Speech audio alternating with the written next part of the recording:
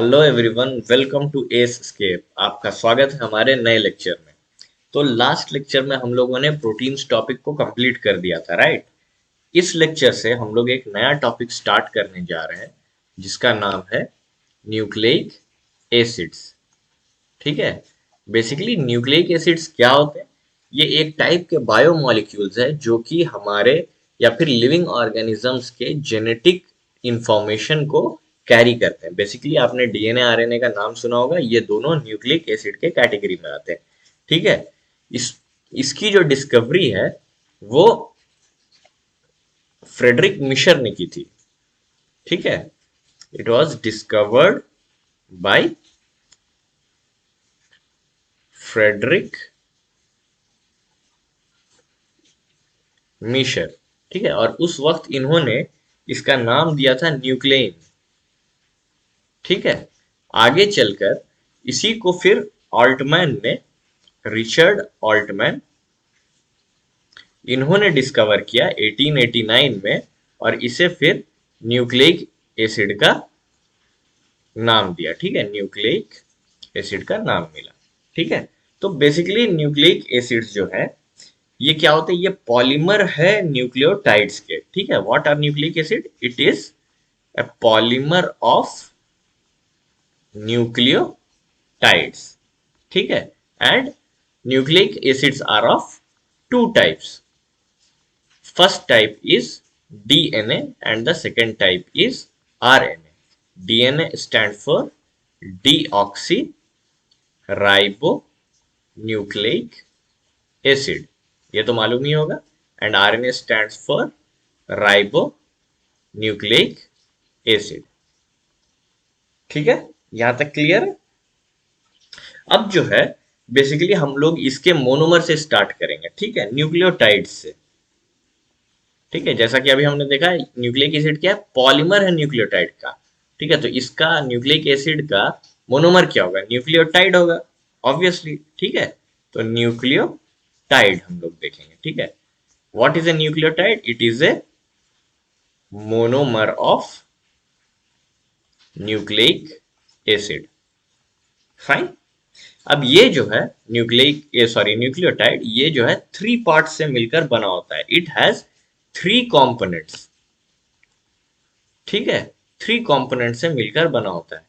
पहला कंपोनेंट है, it is a nitrogenous base.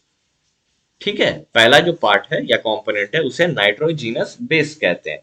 Second जो है एक कार्बन शुगर है। ठीक है। It is a 5 carbon sugar molecule. And the third one is phosphoric acid ion. Okay. तो ये तीन कंपोनेंट्स होते हैं एक न्यूक्लियोटाइड के। ठीक है। तो स्टार्ट करते हैं हम लोग न्यूक्लियोटाइड बेस से। तो न्यूक्लियोटाइड बेसिस जो होते हैं बेसिकली ये भी दो टाइप्स के होते हैं। पहला टाइप जो है वो होता है purines and the second type is pyrimidines. ठीक है। पायरीमिडीन्स। ओके। तो अब जो है हम लोग न्यू नाइट्रोजनस बेस को थोड़ा सा डिटेल में देखेंगे। ठीक है। तो नाइट्रोजनस बेस जैसा कि हमने देखा कि दो टाइप के होते हैं। पहला होता है प्यूरिन्स और दूसरे होते हैं पायरीमिडीन्स। ठीक है। तो बेसिकली जो प्यूरिन्स है इसके अंदर दो टाइप के बेसेस आते हैं। ठीक है। The first one is adenine. नाम सुना होगा आपने, adenine. And the second one is guanine. These are purine bases. ठीक है। इसका थोड़ा सा हम लोग जो है स्ट्रक्चर बनाना सीख लेंगे। ठीक है। तो प्यूरिन्स का जो जनरल स्ट्रक्चर है ये एक डबल रिंग्ड स्ट्रक्चर है। ठीक है। It is A double ringed structure. एक जो रिंग है वो 6 कार्बन रिंग है और जो दूसरा रिंग है that is a 5 carbon ring. ठीक है। यहां पर आपके डबल बॉन्ड्स होंगे। ठीक है। तो ये एक डबल रिंग स्ट्रक्चर है और इसकी अगर नेमिंग हम लोग देखें तो बेसिकली इस वाले कार्बन से ये जो पॉइंट्स हैं ये सारे कार्बन एटम्स हैं। ये डिटेल में हम लोग देखें, कार्बन भी है और नाइट्रोजन भी है। पहले इसकी नंबरिंग देख लेते हैं एटम्स की, ठीक है। तो स्टार्ट होता है इस पॉइंट से, यहाँ 2, ये थर्ड, ये फोर्थ एटम, ये फिफ्थ एटम, ये सिक्स्थ एटम, ये 6 कार्बन हो गया। इसके बाद ये सेवेंथ, ये एट्थ एंड ये नाइन्थ, ठीक है। तो ये एक जनरल स्ट्रक्चर है प्यूरिन का। अब हम लोग एडेनिन और ग्वानिन का जो है स्पेसिफिक स्ट्रक्चर कैसे बनाते हैं देखते हैं, ठीक है।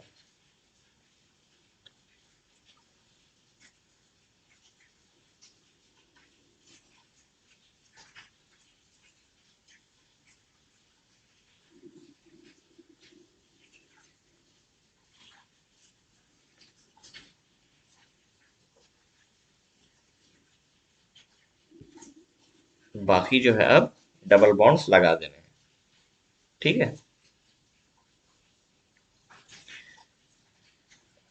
तो यहां पर क्या होगा कि जो फर्स्ट पोजीशन है यहां पर नाइट्रोजन है, जो पॉइंट्स पे कुछ नहीं नाइट्रोजन नहीं है वहां पर कार्बन होगा। तो ये फर्स्ट पोजीशन हो गया, ये सेकंड, ये थर्ड, ये फोर्थ, ये फिफ्थ, ये sixth, seventh, eighth and ninth, ठीक है। तो आप देख सकते हैं फर्स्ट, थर्ड, सेवेंथ और नाइन्थ पोजीशन पर नाइट्रोजन है, बाकी की जगहों पे जो है वहां पे कार्बन है, ठीक है। तो इसमें जो है आपके सिक्स्थ पोजीशन पर जो है एक NH2 ग्रुप होता है, ठीक है, एक अमाइनो ग्रुप होता है। और इसको, ये जो स्ट्रक्चर है ये होता है एडेनिन का, ठीक है। एडेनिन को ही 6 अमाइनो प्यूरिन कहा जाता है, ठीक है। एज द नेम सजेस्ट, ये प्यूरिन का स्ट्रक्चर था और उसके 6th पोजीशन पे एक अमाइनो ग्रुप है, तो 6 अमाइनो प्यूरिन हो गया। उसी तरह से हम लोग जो है ग्वानिन का स्ट्रक्चर देख लेते हैं, ठीक है। तो इसका जो बेसिक स्ट्रक्चर है वो तो बिल्कुल सेम होगा। तो यहाँ पर जो है आप बना सकते हो, इस जनरल स्ट्रक्चर में भी आप यहाँ पर जो है एन आप डाल सकते हो, ठीक है। तो एक जो है बेसिक फ्रेमवर्क पहले हम बना लेते हैं इसका।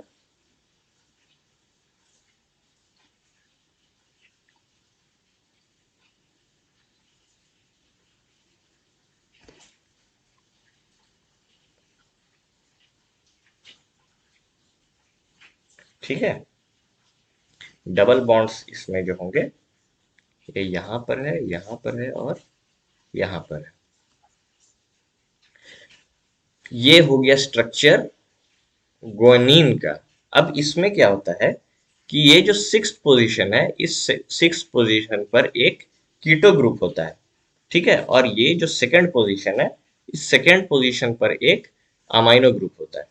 तो इसकी जो नेमिंग होगी वो होगी 6 ऑक्सी 2 अमाइनो प्यूरिन, ठीक है।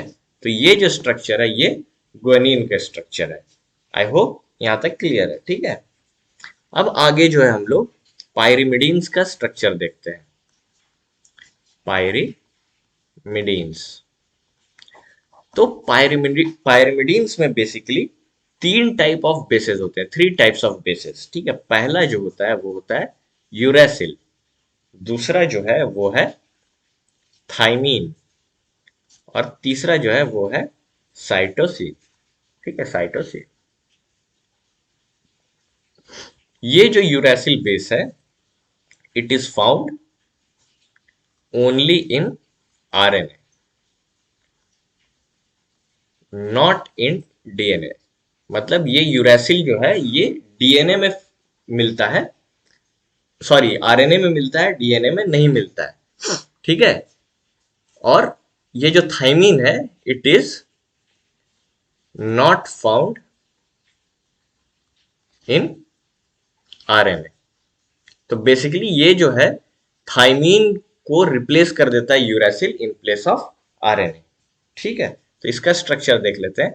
अब इसका जो एक जनरल स्ट्रक्चर, ये एक सिंगल 6 कार्बन रिंग स्ट्रक्चर होता है, ठीक है।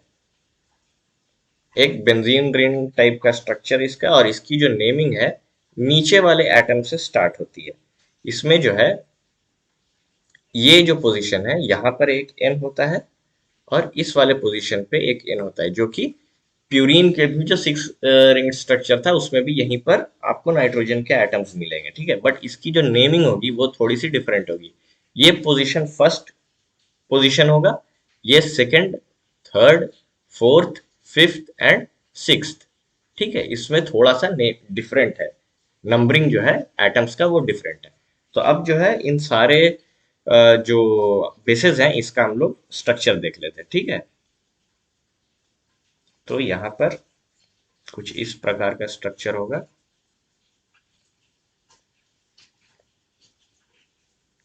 यहाँ पर डबल बॉन्ड O और यहाँ पर डबल बॉन्ड O और यहाँ पर जो होगा एक डबल बॉन्ड होगा।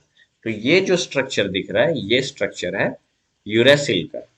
इसको 2,4 डाई ऑक्सी पायरिमिडीन भी कहते हैं, ठीक है। 2,4 डाई ऑक्सी पायरिमिडीन, ये यूरेसिल का स्ट्रक्चर है। अब नेक्स्ट स्ट्रक्चर देखते हैं थाइमीन का।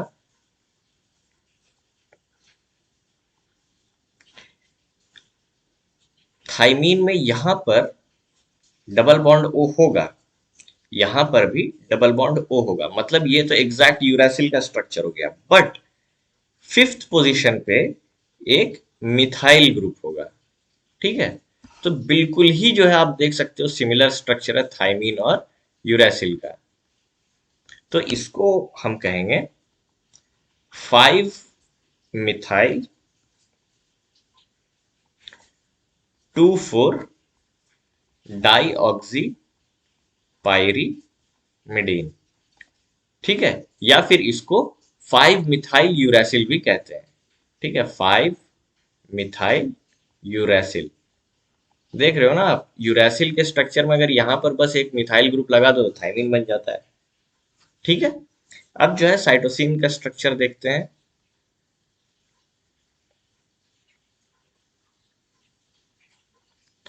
साइटोसिन के स्ट्रक्चर में इस पोजीशन पर आ जाएगा अमाइनो ग्रुप और इस पोजीशन पे ऑक्सीजन रहेगा, ठीक है। और ये डबल बॉन्ड आपको यहाँ पे मिलेगा और यहाँ पे मिलेगा, ठीक है। तो ये जो स्ट्रक्चर है ये है साइटोसिन का स्ट्रक्चर। इसको हम कहेंगे 2 ऑक्सी 4 अमाइनो पायरिमिडीन, ठीक है। तो ये बेसिक स्ट्रक्चर है प्यूरिन्स एंड पायरिमिडीन का, ठीक है। तो बेसिकली ये जो है न्यूक्लियोटाइड्स हो गया। आई होप यहां तक क्लियर होगा, ठीक है। अब आगे बढ़ते हैं। आगे जो है अब सेकंड एंटिटी की बात करते हैं जो कि है शुगर्स। पहला हम लोगों ने देख लिया, पहला था नाइट्रोजिनस बेस। अब जो है सेकंड एंटिटी है वो है शुगर। तो जो शुगर मॉलिक्यूल होता है यहाँ पर, it is a 5 carbon sugar, ठीक है। 5 कार्बन शुगर होता है, क्लियर। अब ये जो शुगर है, इस शुगर को जैसे कि अगर दो टाइप के बेसिकली शुगर है। एक शुगर होता है राइबोज शुगर, ये शुगर पाया जाएगा आरएनए में। और एक होगा डीऑक्सी राइबोज शुगर, ठीक है। और ये शुगर पाया जाएगा डीएनए में। अब दोनों में फर्क क्या है, यहाँ पे आप देख सकते हो, ये राइबोज शुगर है, ये डीऑक्सी राइबोज शुगर है। ये मिलेगा आपको आरएनए में और ये मिलेगा आपको डीएनए में। इनके स्ट्रक्चर को आप देखो तो इसकी नंबरिंग यहाँ से है, ये first carbon, second, third, fourth and fifth carbon. उसी तरह से ये इसकी भी सेम नंबरिंग है, ठीक है। आप इसके सेकंड पोजीशन पे देखो, सेकंड पोजीशन में राइबोज में OH ग्रुप है, लेकिन सेकंड पोजीशन पे डीऑक्सीराइबोज में हाइड्रोजन है, ऑक्सीजन नहीं है, OH ग्रुप नहीं है यहाँ पर, ठीक है। तो इसीलिए इसको डीऑक्सीराइबोज कहा जाता है। राइबोज और डीऑक्सीराइबोज में डिफरेंस यही है कि डीऑक्सीराइबोज के सेकंड पोजीशन पे, सेकंड कार्बन पे हाइड्रोक्सिल ग्रुप नहीं होता है, उसकी जगह पर हाइड्रोजन प्रेजेंट होता है, ठीक है। क्लियर है इतना। अगर राइबोज प्रेजेंट है एज अ शुगर तो वो आरएनए होगा, और अगर डीऑक्सीराइबोज प्रेजेंट है तो वो डीएनए होगा, ठीक है। क्लियर है इतना।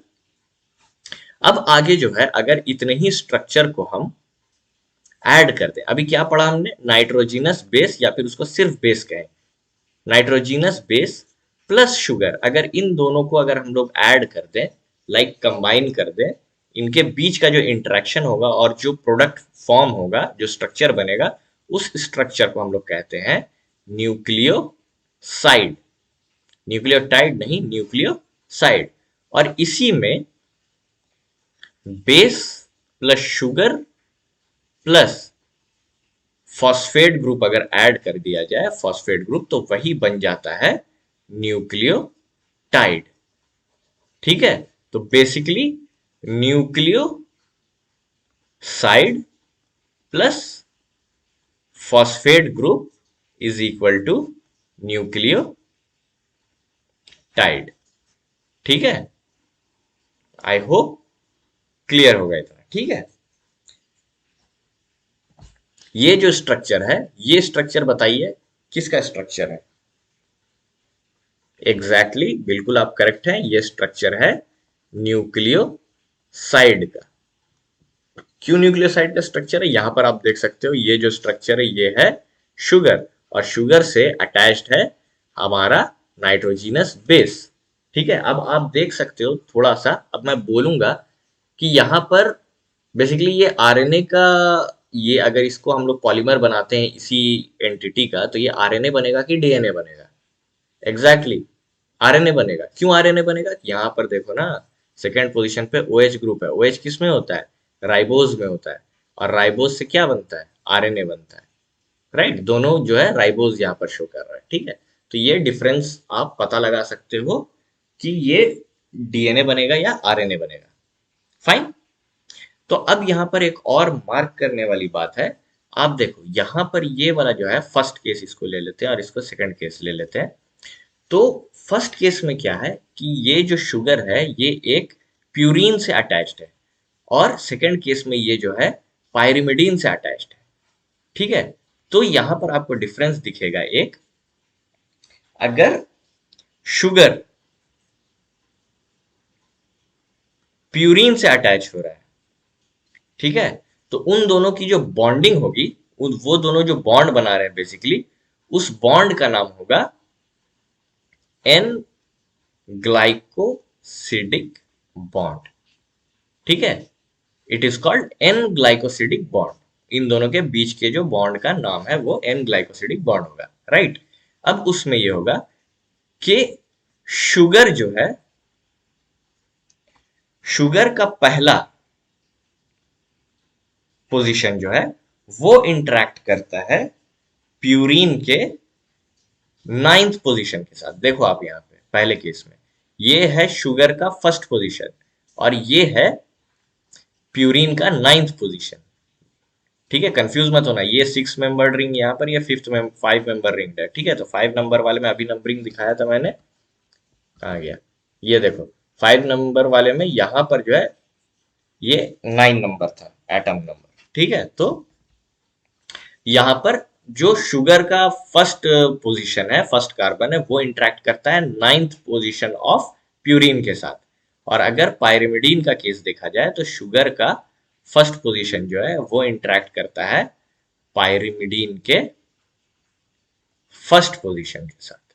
ठीक है, तो ये एक बहुत ही मेजर डिफरेंस है दोनों में। ठीक है, बट ये दोनों जो बॉन्ड फॉर्म हो रहा है, ये जो बेसिकली बॉन्ड बन रहा है, ये दोनों बॉन्ड्स जो होंगे वो एन ग्लाइकोसिडिक बॉन्ड ही होंगे।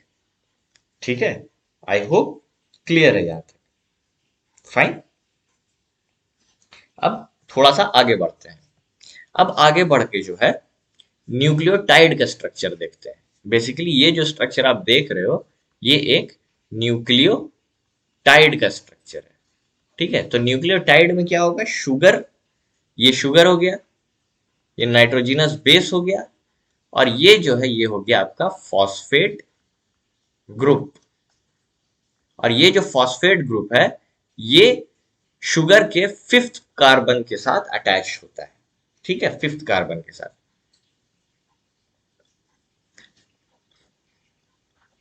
फॉस्फेट ग्रुप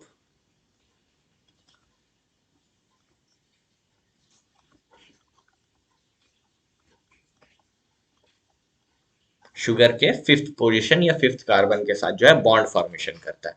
और ये जो बॉन्ड बनता है इस बॉन्ड को बोलते हैं फॉस्फो ईस्टर बॉन्ड। ठीक है, ये जो बेसिकली ये जो बॉन्ड आप देख रहे हो, ये जो बॉन्ड है ये फॉस्फो ईस्टर, ईस्टर बॉन्ड में आप जानते हो ये होता है ईस्टर बॉन्ड। यहाँ पे आपको बॉन्ड दिख रहा है, ये बॉन्ड जो है ये ईस्टर बॉन्ड है। अब फॉस्फेट के साथ लगा है तो इसीलिए ये फॉस्फो ईस्ट बॉन्ड कहलाएगा। ठीक है, तो ये बेसिकली जो स्ट्रक्चर आप देख रहे हो, ये ओवरऑल स्ट्रक्चर जो है ये न्यूक्लियोटाइड का स्ट्रक्चर है। न्यूक्लियोटाइड को हम लोग न्यूक्लियोसाइड 5 फॉस्फेट भी कह सकते हैं। मतलब न्यूक्लियोसाइड, अगर आप इस वाले पार्ट को फॉस्फेट को हटा दो तो बाकी बचा क्या, न्यूक्लियोसाइड बचा ना, और उसके 5th पोजीशन के साथ फॉस्फेट जुड़ रहा है, तो ये न्यूक्लियोटाइड हो गया, न्यूक्लियोसाइड 5 फॉस्फेट। क्लियर है यहां तक? अब जो है न्यूक्लियोटाइड्स सिर्फ और सिर्फ डीएनए फॉर्मेशन नहीं करता है, उसके साथ इसके थोड़े बहुत और रोल्स भी हैं। ठीक है, सबसे पहला तो ये तो formation of DNA and RNA करता ही करता है। ठीक है, इसके अलावा ये क्या करता है, फॉर्मेशन ऑफ एनर्जी करेंसी। क्या होता है एनर्जी करेंसी? एटीपी, जीटीपी, ये सब नाम सुना है ना आपने। तो ये जो है एनर्जी करेंसी फॉर्म करता है, तो एटीपी वगैरह जो है न्यूक्लियोटाइड से ही बना होता है। ठीक है, इसके अलावा it serves as secondary messengers. आप जब सेल सिग्नलिंग पढ़ोगे तो सेल सिग्नलिंग में आप पढ़ोगे सेकेंडरी मैसेंजर होता है जो कि सेल के अंदर मैसेज को कैरी करता है आगे।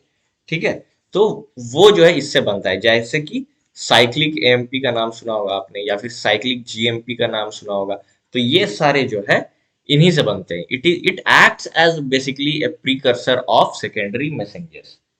ठीक है, क्लियर है यहां तक? इसके अलावा बेसिकली ये जो है एटीपी का स्ट्रक्चर है। एटीपी का मतलब क्या होता है? एडेनोसिन, अगर ये एडेनोसाइन है तो इसको एडेनोसिन ट्राइफॉस्फेट कहते हैं।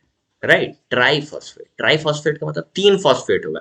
तो आप देख सकते हो यहां तक जो है पहला फॉस्फेट, उसके बाद ये दूसरा फॉस्फेट, और ये हो गया तीसरा फॉस्फेट। तो 3 फॉस्फेट ग्रुप है, इसीलिए ये ट्राइफॉस्फेट हो गया। ठीक है, अब यहां पर जो है पहला जो बॉन्ड होता है, जैसा कि मैंने बताया, वो फॉस्फो ईस्टर बॉन्ड कहलाता है। बट अच्छा, और जो पहला न्यूक्लियोसाइड से जो पहला फॉस्फेट जुड़ा होता है उसे हम लोग अल्फा से इंडिकेट करते हैं, सेकंड वाले को बीटा से, और थर्ड वाले को गामा से, एंड सो ऑन। अगर जुड़े तो 3 ही बेसिकली जुड़ता है। ठीक है, तो अल्फा के साथ जो बॉन्ड बना रहा है एडेनोसिन, उसको फॉस्फो ईस्टर बॉन्ड कहते हैं। और उसके अलावा जो बाकी जो 2 बॉन्ड्स हैं ये होते हैं फॉस्फो एनहाइड्राइड बॉन्ड।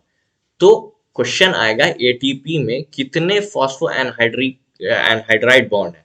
तो answer is there are 2 phospho anhydride bond. आपने सुना होगा एटीपी में, एटीपी टूटता है जब उसका लाइसिस होता है तो उससे एनर्जी रिलीज होता है। तो एनर्जी आपको पता है बॉन्ड्स के फॉर्म में स्टोर होता है। तो ये कौन से बॉन्ड है? यही फॉस्फो एनहाइड्राइड बॉन्ड्स हैं जिसकी ब्रेकेज की वजह से huge amount of energy release होता है। तो ये जो है एनर्जी बॉन्ड्स होते हैं। ठीक है, फॉस्फो एनहाइड्राइड बॉन्ड्स बहुत इंपॉर्टेंट पॉइंट है, याद रखना होगा आपको। ठीक है, आई होप यहां तक क्लियर है।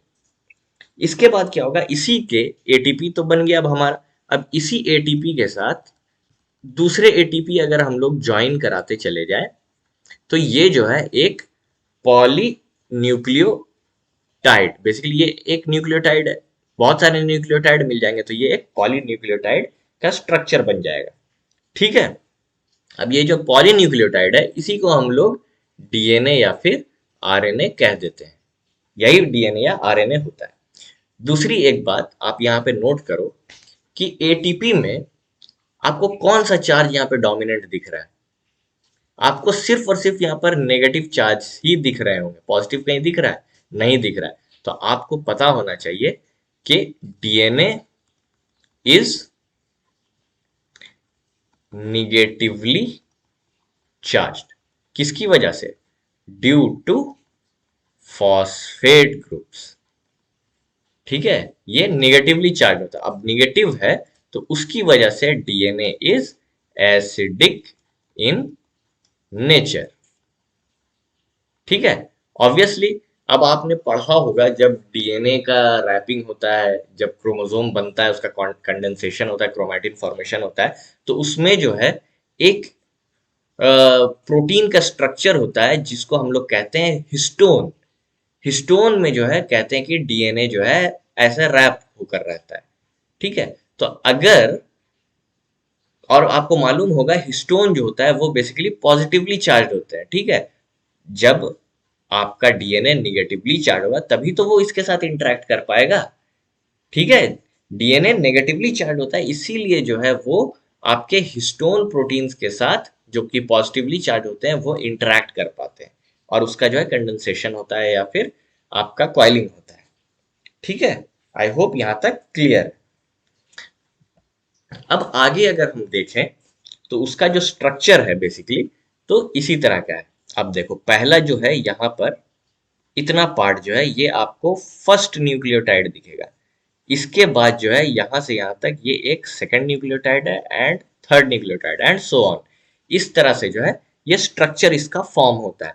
तो अगर एक के साथ एक जो है एटीपी जुड़ते चले जाएंगे तो यहाँ पर जो है पॉलीन्यूक्लियोटाइड का स्ट्रक्चर फॉर्म होगा। ये बेसिकली किसका स्ट्रक्चर है? पॉलीन्यूक्लियोटाइड का स्ट्रक्चर है। अब आप अगर टॉप मोस्ट फर्स्ट वाले को देख लो, बेसिकली यहाँ से स्टार्ट करते हैं, इसको थर्ड ले लो, ये ऊपर से अगर इसको हम फर्स्ट ले लेते हैं। ठीक है, तो फर्स्ट न्यूक्लियोटाइड में आप देखोगे तो ये कौन सा होता है? 5' है। तो यहाँ पर 5' एंड जो है यहाँ पर एक फॉस्फेट ग्रुप है और ये जो है फ्री होता है। तो इस एंड को जो है हम 5' एंड कहते हैं और यहाँ पर फॉस्फेट होता है। अब ये जो फॉस्फेट है ये दूसरे न्यूक्लियोटाइड के थर्ड प्लेस के, ये फर्स्ट होता है शुगर का, ये सेकंड पोजीशन होता है और ये थर्ड पोजीशन होता है। थर्ड पोजीशन पे होता है OH। ठीक है, और यहाँ पर होता है फॉस्फेट में O। तो ये जो है बेसिकली यहाँ पर इसका कंडेंसेशन होता है और ये जो 5' फॉस्फेट है ये थर्ड डैश OH के साथ इंटरेक्ट करता है या फिर बॉन्ड फॉर्मेशन करता है। 5' फॉस्फेट जो है वो 3' OH के साथ इंटरेक्ट करता है और यहाँ पर जो है बॉन्ड फॉर्मेशन होता है और एक फॉस्फोडाई ईस्टर बॉन्ड का फॉर्मेशन होता है। यहाँ पर देखो ये एक आपको ईस्टर बॉन्ड दिख रहा है और यहाँ पर एक ईस्टर बॉन्ड दिख रहा है। यहाँ पर दो ईस्टर बॉन्ड है इसीलिए इसको जो है फॉस्फोडाई ईस्टर बॉन्ड कह रहे हैं। ठीक है, तो अब पता चला आपको कौन से बॉन्ड किस नाम से जाने जाते हैं। फॉस्फोडाई ईस्टर बॉन्ड कौन सा है, कौन सा आपका ग्लाइकोसिडिक बॉन्ड है, कौन सा ये वाला होगा ना, ये है आपका ग्लाइकोसिडिक बॉन्ड। ठीक है, तो बेसिकली ये फॉस्फोडाईस्टर बॉन्ड ही जो है इन दोनों के इंटरेक्शन की वजह से जो है आपका फॉस्फोडाईस्टर बॉन्ड का फॉर्मेशन होता है। और ये फॉस्फोडाईस्टर बॉन्ड ही जो है ये बेसिकली एक स्ट्रेट जो है एक न्यूक्लियोटाइड चेन का फॉर्मेशन करते हैं जो आगे चल के डीएनए के बैकबोन का फॉर्मेशन करता है। ठीक है, तो फर्स्ट जो न्यूक्लियोटाइड है उसमें आपका 5' एंड जो है वो फ्री रहता है और लास्ट वाला जो आपका न्यूक्लियोटाइड है उसमें आप देखोगे कि 3' पे जो है OH फ्री है। समझे? तो इसी तरह से इसकी पोलैरिटी आती है। It is called 5' and this is called 3'। आपको 3' 5' का मतलब समझ में आ गया होगा। आप 5' बोलेंगे तो वहां पर एक फ्री फॉस्फेट ग्रुप होगा, ये दिख रहा है आपको फ्री फॉस्फेट ग्रुप। और 3' एंड बोलेंगे तो 3' में एक OH ग्रुप या हाइड्रोक्सिल ग्रुप जो है वो फ्री होगा। ठीक है, आई होप यहां तक क्लियर है। अब जो है थोड़ा सा इसका डबल स्ट्रैंडेड डीएनए स्ट्रक्चर देख लेते हैं हम लोग। ठीक है, जैसे कि आप लोगों को मालूम होगा, आप लोगों ने सुना भी होगा कि डीएनए जो है डबल स्ट्रैंडेड हेलिक्स स्ट्रक्चर में पाया जाता है। ठीक है, डबल स्ट्रैंडेड हेलिक्स स्ट्रक्चर। तो ये जो है बेसिकली डीएनए का स्ट्रक्चर। यहाँ पर आपको डबल हेलिक्स तो नहीं दिख रहा है बेसिकली। अब हम लोग देखना जा रहे हैं कि बेसिकली डबल हेलिक्स होता क्या है। ठीक है, तो 1953 में दो साइंटिस्ट थे, वॉटसन एंड क्रिक। इन दोनों ने स्ट्रक्चर ऑफ डीएनए को एक्सप्लेन किया था। स्ट्रक्चर ऑफ डीएनए को एक्सप्लेन किया था। ये जो है एक्सप्लेनेशन या फिर इनका जो मॉडल था, इसी मॉडल को double stranded DNA helix model भी कहा जाता है। ठीक है, और इनका जो मॉडल था that was based on X ray diffraction data of DNA. और ये जो एक्सरे डिफ्रैक्शन डेटा है, ये बेसिकली दो और साइंटिस्ट्स ने दिया था, that is Rosalind Franklin and Morris Wilkins. ठीक है, तो बेसिकली इन दोनों ने एक एक्सरे डिफ्रैक्शन डेटा दिया था डीएनए के ऊपर, और उस डेटा का यूज करके वॉटसन एंड क्रिक ने जो है डबल स्ट्रैंडेड डीएनए मॉडल को प्रपोज किया था। ठीक है, तो बेसिकली अब इन्होंने जो मॉडल जो प्रपोज किया था, उस मॉडल को बोला जाता है बी फॉर्म ऑफ डीएनए। ठीक है, ऐसे बहुत सारे फॉर्म डीएनए के एग्जिस्ट करते हैं, जैसे कि ए फॉर्म भी है, जेड फॉर्म भी है, सी फॉर्म भी है। ठीक है, बट इन्होंने जो दिया था वो है बी फॉर्म ऑफ डीएनए, और हम लोग जो है आगे डिस्कस करने जा रहे हैं वो बी फॉर्म ऑफ डीएनए ही है। ठीक है, तो basically B form of DNA ये कहता ही है ये मॉडल कि डीएनए का स्ट्रक्चर जो है ना, एक हेलिक्स की फॉर्म पे, कुछ इस तरह से एक हेलिक्स के फॉर्म में है, और इसमें जो है दो स्ट्रैंड्स रन करते हैं, and both the strands are two strands. ठीक है, टू स्ट्रैंड्स दिख रहे हैं, और ये जो दो स्ट्रैंड्स है, those run anti parallel in polarity. ठीक है, मतलब अगर एक स्ट्रैंड जो है 5 डैश से 3 डैश एंड को रन कर रहा है, जैसे कि इस वाले स्ट्रक्चर 5 डैश से 3 डैश की तरफ एंड रन कर रहा है, तो दूसरा जो होगा वो उसके एंटी पैरेलल रन करेगा, मतलब 3 डैश टू 5 डैश की तरफ, इस तरह से होगा। तो ये एंटी पैरेलल स्ट्रक्चर होता है।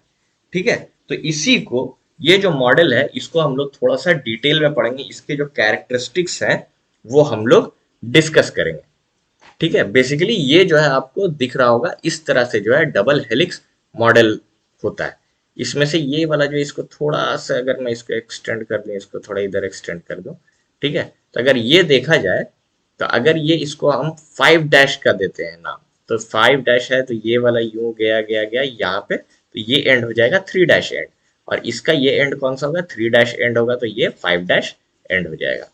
ठीक है, तो यहां पर जो है अब हम लोग डिस्कस करेंगे characteristics of B DNA, B form of DNA. ठीक है, characteristics of B DNA. Okay, तो सबसे पहला पॉइंट क्या है, two strands, there are two polynucleotide strands, two polynucleotide strands. दिख रहा है आपको, टू पॉलीन्यूक्लियोटाइड स्ट्रैंड्स है यहां पर, और ये जो है in form of helix, in form of helix, and helix is right handed, it is a right handed helix. Okay, उसके बाद ये जो स्ट्रैंड्स है, strands run anti parallel. Anti parallel का मतलब अभी समझाया मैंने, अगर एक जो है 5 डैश टू 3 डैश रन कर रहा है, तो दूसरा जो है 3 डैश टू 5 डैश की तरफ रन करेगा, जो कि अभी यहाँ पर स्ट्रक्चर में मैंने दिखा भी दिया। ठीक है, उसके बाद जो है इन स्ट्रैंड से जो न्यूक्लियोटाइड बेसेस हैं, ये आप डंडे डंडे से देख रहे हो, स्टिक्स, ये जो निकल रहा है, ये जो है न्यूक्लियोटाइड बेसेस है, दीज आर बेसेस, जो कि दोनों स्ट्रैंड से, ये जो डीप कलर वाले हैं ये इस स्ट्रैंड के, और जो लाइट कलर वाले हैं ये इस स्ट्रैंड्स के, तो दोनों स्ट्रैंड्स में बेसेस प्रेजेंट होंगे, और ये दोनों बेसेस जो है आपस में कॉम्प्लीमेंट्री होंगी। ठीक है, bases are complementary and towards inside the helix. Bases कैसे होंगे, कॉम्प्लीमेंट्री होंगे, और हेलिक्स के बाहर की तरफ नहीं होंगे, आउटवर्ड्स ओरिएंटेड नहीं है, इनवर्ड्स ओरिएंटेड है। ठीक है, अब ये कॉम्प्लीमेंट्री का मतलब क्या हुआ, कि ये जो गुआनिन है, guanine interacts with cytosine, guanine को जी से इंडिकेट करते हैं, साइटोसिन को सी से इंडिकेट करते हैं। ठीक है, guanine interacts with cytosine and forms 3 hydrogen bonds. ठीक है, ये जो बेसेस हैं ये आपस में जब इंटरेक्ट करते हैं तो हाइड्रोजन बॉन्ड का फॉर्मेशन करता है। तो ये जो बीच में अगर बॉन्ड्स जो दिखा रहे हैं ये हाइड्रोजन बॉन्ड्स हैं बेसिकली, अंदर वाले ये हैं हाइड्रोजन बॉन्ड्स। ठीक है, तो ग्वानिन साइटोसिन के साथ 3 हाइड्रोजन बॉन्ड का फॉर्मेशन कर रहा है और एडेनिन थाइमीन के साथ कॉम्प्लीमेंट्री होता है और साथ ही साथ 2 हाइड्रोजन बॉन्ड्स का ये फॉर्मेशन करता है। ठीक है, क्लियर है यहां तक। उसके बाद डीएनए का जो हेलिक्स है, हेलिक्स का डायमीटर मतलब ये जो चौड़ाई है यहां से यहां तक की जो चौड़ाई है इसको बोल रहे हैं हम लोग डायमीटर।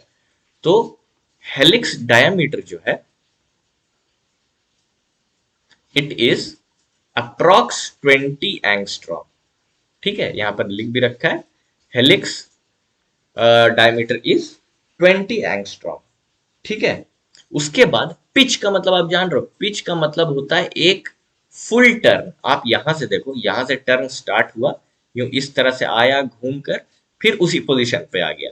तो मतलब यहां पर एक फुल टर्न, एक फुल रोटेशन ले रहा है, तो उस फुल रोटेशन को जो है हेलिक्स कहा जाता है। हेलिक्स पिच, पिच का मतलब जहां से स्टार्ट किया एक फुल रोटेशन करके उसी पोजीशन पर पहुंच गया। तो वो जो हेलिक्स का जो पिच है या फिर हेलिक्स का जो लेंथ है, वो लेंथ जो है आपका 33 एंगस्ट्रॉम होता है। To be very precise 33.2, but 33 angstrom is exactly. ठीक है, अब यहां पर एक्सियल राइज कह रहा है या फिर राइज पर बेस पेयर। ये बेस पेयर है ना, ये बेसेस है तो बेस पेयर है यहाँ पे। तो राइज पर बेस पेयर जो होगा 3.3 एंगस्ट्रॉम का होगा। और एक बात कि हेलिक्स बेसेस, बेस पेयर्स पर हेलिक्स मतलब एक हेलिक्स के अंदर कितने बेसेस होंगे, तो 10 बेस पेयर्स होते हैं। ठीक है, बेसिकली टोटल 10 बेस पेयर होता है। तो मतलब ये है कि 10 बेस पेयर का जो डिस्टेंस आ रहा है वो आ रहा है 33 एंगस्ट्रॉम। तो एक बेस पेयर के बीच का डिस्टेंस कितना होगा, 33 डिवाइडेड बाई 10, क्योंकि एक बीच में 10 बेस पेयर्स है तो ये 3.3 एंगस्ट्रॉम आएगा। ठीक है, और यही 3.3 जो है ये राइज पर बेस पेयर है, मतलब दो बेसेस के बीच का डिफरेंस, दैट इज राइज पर बेस पेयर। ठीक है, अब इसमें जो है एक होता है माइनर ग्रूव और एक होता है मेजर ग्रूव। माइनर ग्रूव और मेजर ग्रूव जो है हम लोग इस स्ट्रक्चर से समझेंगे। ये जो स्ट्रक्चर है ये आप समझ लो कि ये डीएनए को ऊपर से व्यू कर रहे हैं, टॉप व्यू। अगर मान लेते हैं ये हेलिक्स है, इस तरह से अगर आप हेलिक्स बना लो, ठीक है, तो इसको हम लोग यहां ऊपर से देख रहे हैं, ऊपर की तरफ से। ठीक है, पॉइंट ऑफ व्यू हमारा ऐसा है। ठीक है, तो आपको कुछ इस तरह का स्ट्रक्चर दिखेगा। तो आप देखो यहां पर ये सी साइटोसिन है, तो साइटोसिन ग्वानिन के साथ बॉन्ड बनाता है। कितने बॉन्ड बनाता है, 3 बॉन्ड बनाता है। तो यहाँ पे आप देख सकते हो 3 हाइड्रोजन बॉन्ड्स का फॉर्मेशन हो रखा है। तो यहां पर इस वाले से लेकर 2 साइड हो जाएंगे ना इसका, तो एक जो बाहर वाला साइड है इस साइड को मेजर ग्रूव कहते हैं और अंदर वाले साइड को माइनर ग्रूव कहते हैं। उसी तरह से ये थाइमीन है, ये एडेनिन है। तो यहाँ पर जो है ये बाहर वाले साइड को मेजर ग्रूव कर रहे हैं और ये जो है माइनर ग्रूव हो गया अंदर वाला साइड। तो बेसिकली अगर न्यूक्लियो आपका प्यूरिन है, ठीक है, प्यूरिन का केस अगर ले ले, जैसे कि ये एक प्यूरिन है, ठीक है, तो अगर आप प्यूरिन का केस लें तो N7 जिस साइड रहेगा ना उस साइड को हम लोग मेजर ग्रूव कहते हैं। ठीक है, या फिर आपका N3 जो है, N3 ऑफ प्यूरिन कौन सा है, ये है। N3 जिस साइड होगा उस साइड को हम लोग माइनर ग्रूव कहेंगे। ठीक है, आप देख सकते हो यहाँ पे N7 है इस साइड, ये प्यूरिन है ना, N7 इधर है तो मेजर ग्रूव, और ये N3 इधर है तो ये माइनर ग्रूव। ठीक है, आई होप यहां तक क्लियर है। अब आगे देखते हैं। तो इतने सारे पॉइंट्स हमने क्लियर कर लिए। ठीक है, तो बेसिकली ये जो है आपका स्ट्रक्चर है डबल हेलिक्स डीएनए का। यहां तक कोई डाउट नहीं होगा आई गेस। अब जो है जैसा कि मैंने बताया बहुत सारे फॉर्म्स ऑफ डीएनए होते हैं। अभी हम लोगों ने जो देखा वो बी फॉर्म था, forms of DNA. A form, B form, Z form. यहाँ पे हम लोग बेसिकली तीन फॉर्म्स को डिस्कस करेंगे, ठीक है। उनमें जो है थोड़ा थोड़ा डिफरेंस हम लोग देखेंगे। एक टेबल है, attributes, quality, A form, B form and Z form. इसमें डिफरेंस हम लोग देखते हैं। तो सबसे पहला जो होगा एट्रीब्यूट वो है हेलिक्स टर्न। मतलब जो हेलिक्स है वो किस तरह का है, लेफ्ट हैंडेड है कि राइट हैंडेड है। तो ए जो होता है वो लेफ्ट हैंडेड होगा, बी भी हमारा जो है, सॉरी बी जो है राइट हैंडेड होता है, राइट, ये हमने पढ़ा भी था, राइट हैंडेड है। और जेड फॉर्म भी जो है वो राइट हैंडेड है। तो ए फॉर्म जो है लेफ्ट है, बाकी दोनों जो है राइट हैंडेड है। उसके बाद अगर पिच की बात की जाए, हेलिक्स पिच, पिच मतलब एक फुल टर्न, उसका जो लेंथ है, ए फॉर्म में है 46 एंगस्ट्रॉम, बी फॉर्म में है 34 एंगस्ट्रॉम और जेड फॉर्म में है 25 एंगस्ट्रॉम। यहां पर जो है बेसिकली ये 33 एंगस्ट्रॉम लिख रखा है, आप इसको 33 से आप 34 एंगस्ट्रॉम कर लो, ठीक है। It is 34 angstrom, 3.4 angstrom rise पर बेस पेयर, और पिच जो है 34 एंगस्ट्रॉम होगा, ठीक है। उसके बाद तीसरा एट्रीब्यूट जो है डायमीटर है। हेलिक्स का डायमीटर कितना है, तो ए फॉर्म में it is 18 angstrom, B form में it is 20 angstrom and C form में it is, sorry Z form में it is 23 angstrom. Fourth attribute is base pair per turn. Pitch को turn भी कहते हैं, तो बेस पेयर, एक टर्न में टोटल कितने बेसेस होंगे बेस पेयर्स, तो ए फॉर्म में 12 होता है, बी फॉर्म में जो है 10 होंगे और जेड फॉर्म में जो है 11 बेस पेयर्स होते हैं, ठीक है। तो इतना बेसिकली ये डिफरेंसेस हैं, बहुत सारे और भी डिफरेंसेस है बट इतना जो है काफी है। ओके, तो ये पॉइंट जो है कुछ आप याद रखेंगे। अब इसके बाद एक बहुत ही इंपॉर्टेंट टॉपिक है जिसका नाम है चारगाफ रूल। आप लोगों ने सुना होगा, राइट, चारगाफ रूल। तो चलिए हम लोग डिस्कस करते हैं हमारा next topic, that is चारगाफ rule.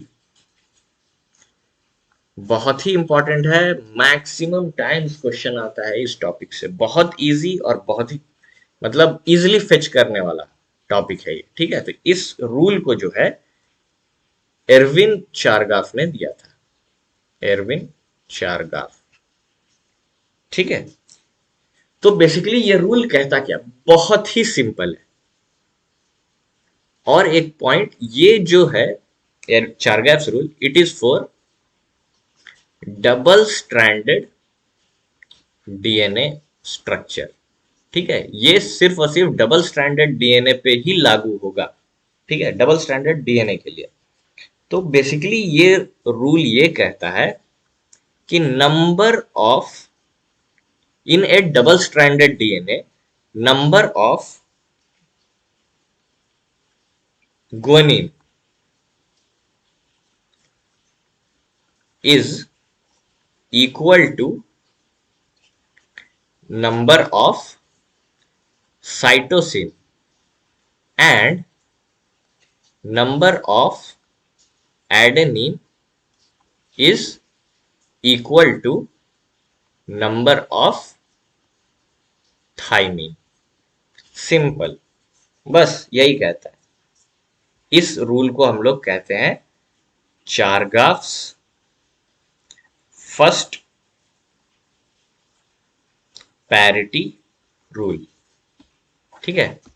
तो बेसिकली ये क्या कह रहा है, number of guanine is equal to number of cytosine and number of adenine is equal to number of thymine, C and T, ठीक है। अब और भी इसमें दो तीन तरह से इसको एक्सप्लेन किया गया है, तो मैं वो तीनों, दो या तीन जो स्टेटमेंट्स हैं वो लिखवा देते हैं और फिर उसको जो है समझने की कोशिश करेंगे क्या है। ठीक है, basically the molar ratio of adenine and adenine to thymine is 1. Same, the molar ratio of guanine to cytosine is 1. ठीक है, दूसरा बहुत important, the sum of purines is equal to sum of pyrimidines. Clear है। तीसरा, the percentage of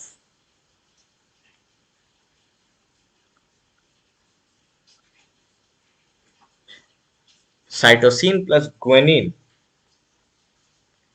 does not necessarily equal to percentage of adenine plus thymine। अब ये क्या है, इन रूल्स को अब हम समझने की कोशिश करेंगे। ठीक है, तो बेसिकली एक डबल स्ट्रैंडेड स्ट्रक्चर लेते हैं हम लोग डीएनए का। ठीक है, यहाँ पे मान लेते हैं A T G G C A T C, 2 T 2 A G and C. कितने हुए, 1 2 3 4 5 6 7 8 9 10। ठीक है, इसका कॉम्प्लीमेंट्री क्या होगा, T A C C G T A जी सी जी। ठीक है, तो इसके बेसिकली आप एक स्ट्रैंड को कंसिडर करो। एक स्ट्रैंड में आपको कितने एडेनिन दिख रहे हैं, एडेनिन आपको 2 दिख रहे हैं, थाइमिन कितने दिख रहे हैं, 2 दिख रहे हैं, गुआनिन कितना दिख रहा है, 3 दिख रहा है, एंड साइटोसिन कितना दिख रहा है, 3 दिख रहा है। ठीक है, एक स्ट्रैंड को आप अभी कंसिडर करो, इस स्ट्रैंड को भूल जाओ, इसको कंसिडर करो। ठीक है, तो अब जो है ये रूल्स हम लोग लगाकर देखते हैं। सबसे पहले हम लोगों ने क्या कहा था, number of guanine is equal to number of cytosine and number of adenine is equal to number of thymine. अगर आप इन दोनों को भी कंसिडर करोगे तो बात बराबर ही आएगी, बट एक स्ट्रैंड को आप मान के चलो।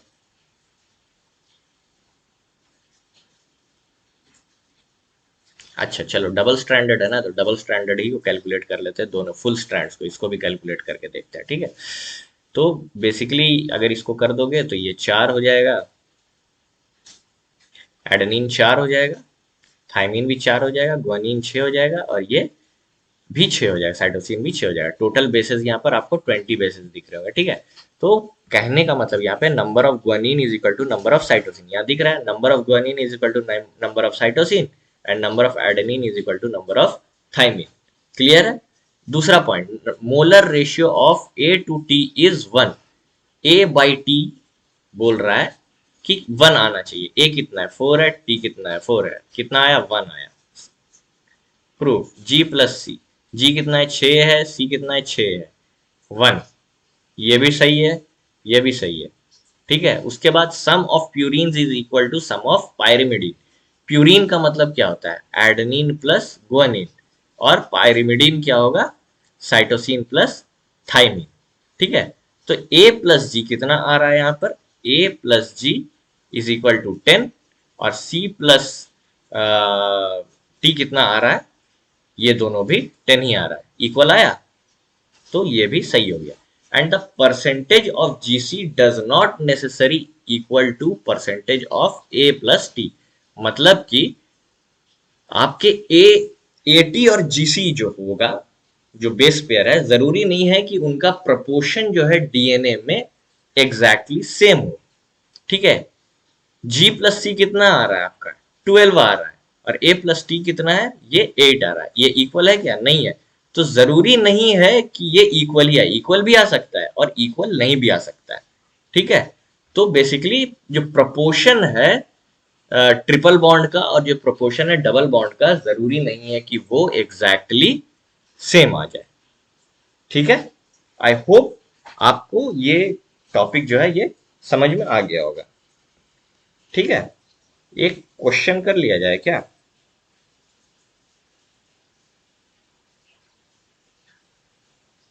चलिए क्वेश्चन करते हैं।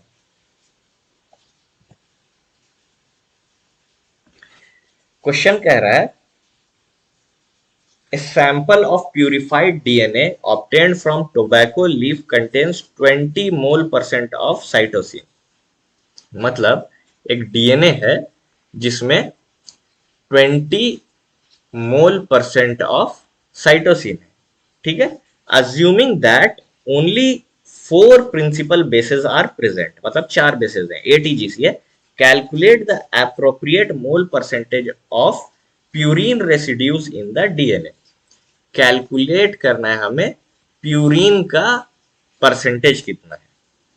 ठीक है, तो हमें सी दे रखा है, सी कितना है, 20% है।